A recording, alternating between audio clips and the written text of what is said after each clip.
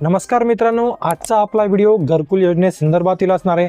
तर तुम्हाला माहित असेल मित्रांनो की घरकुल योजना ही आपल्या भारतातील सगळ्यात महत्त्वपूर्ण योजना आहे आणि या योजनेचा लाभ भरपूर साऱ्या लाभार्थ्यांनी घेतला आहे आणि आपले स्वतःच्या घराचे स्वप्न इथे पूर्ण देखील केले आहे।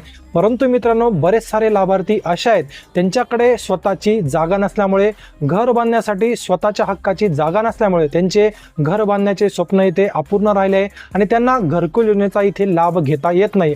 तर अशा सर्व लाभार्थ्यांसाठी आपल्या शासनाने एक महत्त्वपूर्ण शासन निर्णय इथे जारी केला आहे मित्रांनो।